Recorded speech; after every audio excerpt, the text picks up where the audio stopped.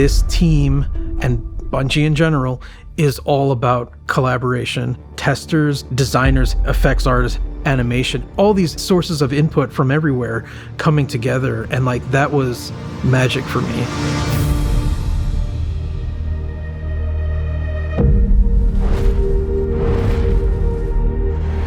The final shape, it felt a little like a love letter at times. We really thought about bringing that forward to the weapons. Like Kvostov, it's the first gun you get. There has to be the narrative bookends of the first gun I got in the game. It's here in the Pale Heart. It's like this old friend returned. How do you make this thing really good and really powerful without making it not what it is? And that was really challenging. What we ended up deciding on is it is about your skill. Oh, it's all in the wrist, a little, like it's gonna bounce several times down this line of guys. You're just really good at bouncing this bullet. It's fate almost. This thing's dope. Help! Yeah. And we pepper in the number 7 in as many places as we could. So it bounces 7 times. It's got a bunch of 7s in its stat. You get 7 bouncy bullets when you pick up an orb of power. Bungie has a long legacy of loving the number 7, and this felt like the right place for it.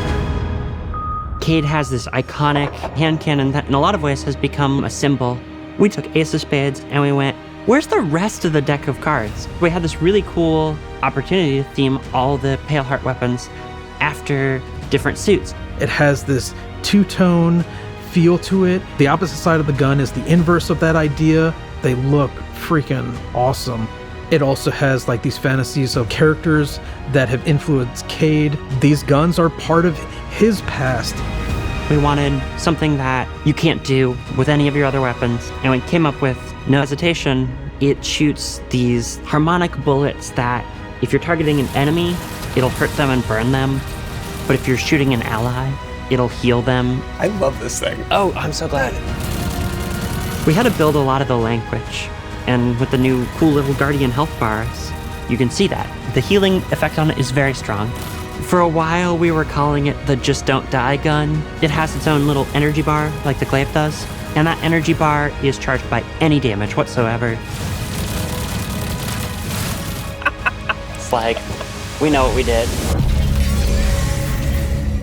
Since you are returning to the Traveler, we wanted to focus on bringing new supers to the light subclasses. For Song of Flame, we wanted to plus up Radiance from Destiny 1 and have it be combat focused.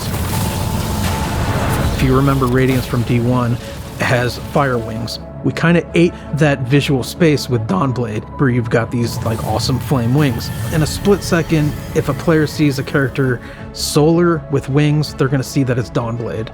We had to come up with something different. Zach, our VFX artist, came up with the idea of this halo around you, like a medieval painting.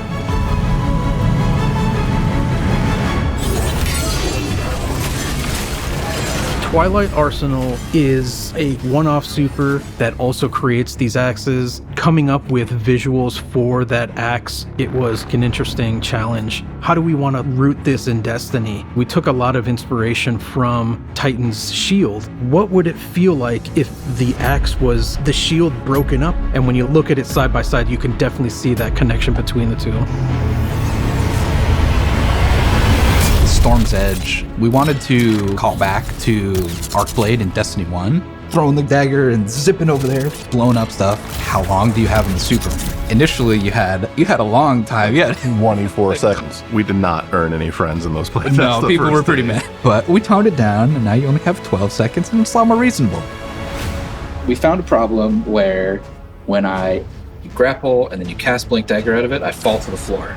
Right? Whereas if I'm in midair and I blink dagger, I should be held in midair, right? And it sucks. So I want to fix it. It's the things like the camera shake, the way the rumble spikes and then falls back off. We need all of our abilities to feel awesome. We want to make it so that the controller melts away. You stop thinking about what do I have to do, and instead you just inhabit your character and you don't have to think about it. The game just plays. The great thing about Prismatic was every playtest we did, the feedback got better and better. We have gone back and forth on what starter builds that players will get in Mission 1. Okay, we're going to start the Titans with Stringer's Lash, their strand aspect, and Knockout. One of the notes we got is players just weren't understanding how those two things comboed in a loop. Well, we're going to drop Dringer's Lash, and instead we're going to put in Diamond Lance. Now, any ability kill is making your Diamond Lance.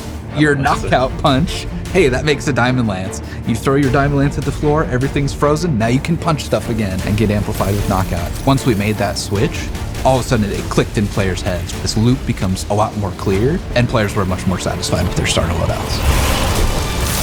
At the end of the day, like, the chaos is the point. Yeah. If you aren't surprised and delighted in a way that you didn't expect, like, we f***ed up. Yeah.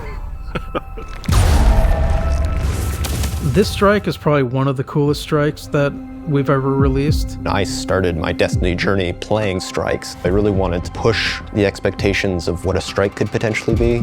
This strike, it's sort of a memory out of the Witness's history of its race and what its buildings may have looked like in the past.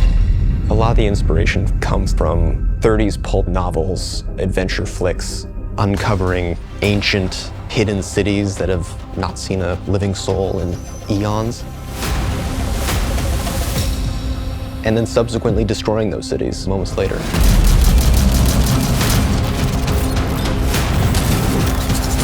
Imagine you're in a narrow hallway. You need to escape it. Lava is descending. Obstacle is coming out of the walls. You made this slide towards the closing door and you're dead. The door just closed right in front of your face, so... That happens a lot. I have 7 Gilded Conqueror titles. I want this strike to be the hardest strike we ever made. I want people to scream and cry over this strike. Oh no! And just say, how do I complete this strike on Grandmaster difficulty? And I'll be like, yes.